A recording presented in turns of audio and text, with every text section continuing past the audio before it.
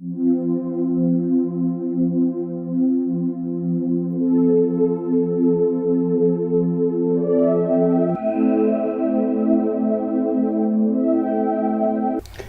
Maroc, dans les quartiers populaires des grandes villes, comme dans les zones rurales, les questions et les rumeurs s'entremêlent autour des dénouements de l'histoire de la Salma.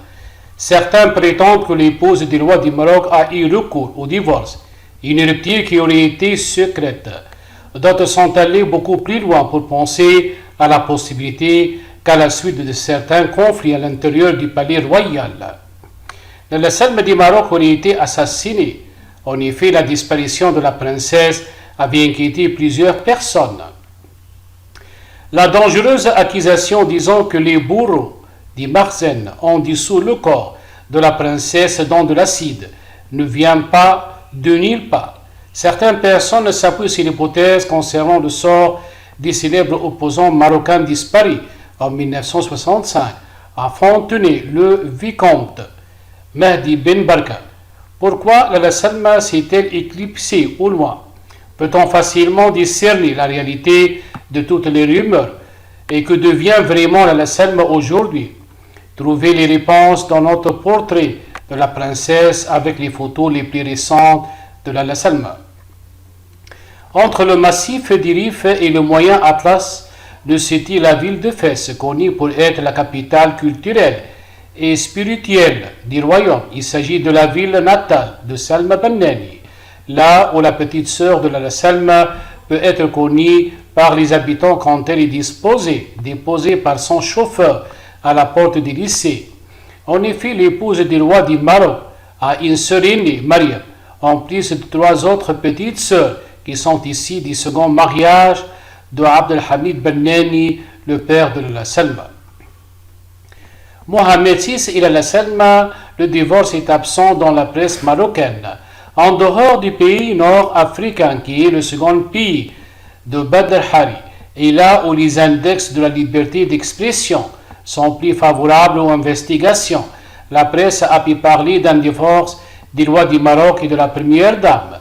Des magazines espagnols ont été les premiers à relater l'histoire d'un point de vue critique envers la monarchie. Quelle que soit la vraie histoire, le peuple marocain sait bien que la Salma n'a pas assisté au mariage récent de Lalla Nouhaïla, l'une des nièces du souverain. Pourtant, la princesse avait représenté le Maroc durant plusieurs cérémonies, dont le mariage remarquablement médiatisé en 2011 au prince William, neveu de la prince Anne, et de Catherine Maitland à l'abbaye de Westminster. Celle qui avait obtenu son diplôme d'ingénieur d'État en génie informatique en 2000 avait travaillé l'année suivante dans le groupe OELA, premier groupe privé marocain de la famille royale. Elle a épousé le roi du Maroc l'année d'après et ensemble ils ont eu 2 enfants en 2003 et 2007. La disparition de la Salma a été relatée par plusieurs magazines People partout dans le monde. Cela a été le cas depuis la remarque de son absence en 2018. Son éloignement a laissé un vide dans le palais et à cause de cela, les rumeurs ont été impossibles à arrêter. Est-ce que le trait de l'image de la Salma, précédent d'une fondation de lutte contre le cancer, est aussi un retour en arrière dans la stratégie des relations publiques du palais royal? Peu de politologues peuvent nous donner une réponse exacte aujourd'hui. Pourtant, quelques-uns d'entre nous se rappellent encore de l'incident qui s'est produit durant le règne d'Hassan II, l'épouse du roi. La Latifa, notamment absente de la scène médiatique, a été photographiée par un journal français. Le résultat était une querelle diplomatique entre les 2 nations et la photo n'a jamais été publiée par la presse de l'Empire chérifien. Mohamed VI et la Salma, les rumeurs causent la colère dans le palais. Celle qui est de 15 ans, plus jeune que son époux, le roi Mohamed VI a reçu le titre de princesse en 2002, suivant le mariage qu'il a lié au souverain. La question qui intéresse des milliers de personnes est que si Salma Bennani est à l'origine de sa disparition, si elle a volontairement quitté le palais, est-elle prête à renoncer à son titre de princesse? Comme on dit au Maroc, l'accès au bain mort n'est jamais comme la sortie, mais quoi qu'il en soit, l'image de la Selma garde toujours son poids dans cette conscience collective des Marocains qui relatent l'histoire dans les cafés, chacun à sa manière. Cette image que les Marocains se font de la Selma a été le fruit d'un travail de longue haleine de la part des médias du royaume, sauf pour quelques exceptions, comme un article paru sur Tel Quel en 2014, décrivant la princesse de la Cendrillon du Marzen. La plupart des médias voyaient un brillant avenir avec la nouvelle stratégie médiatique du palais royal. Il est utile de savoir que la Selma est la première épouse d'un monarque marocain à être visible pour les citoyens. Elle avait même des rôles sur la scène internationale. L'ambassadrice de bonne volonté de l'Organisation mondiale de la santé depuis 2006 et le roi du Maroc ne sont pas officiellement séparés.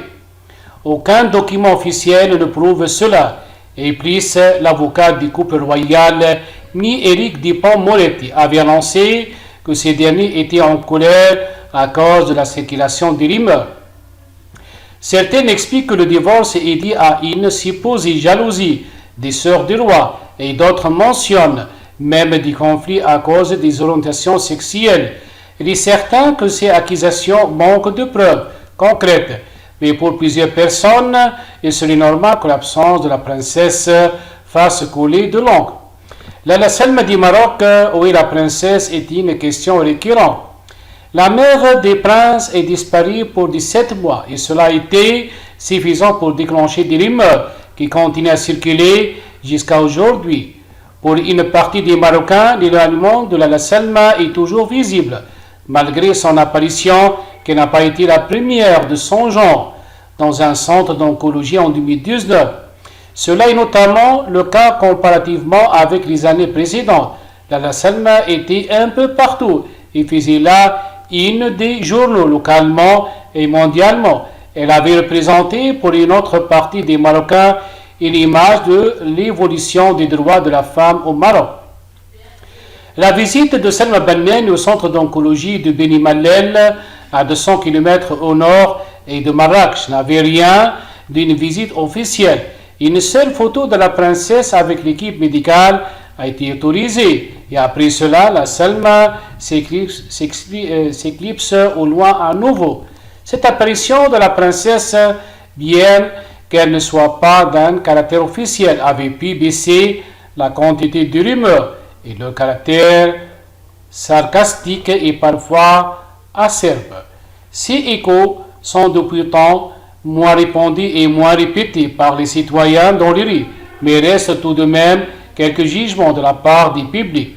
La rumeur qui domine partout laisse entendre que la Selma serait dans une île grecque où ses enfants, les princes, parlent pour lui rendre visite d'un moment à un autre.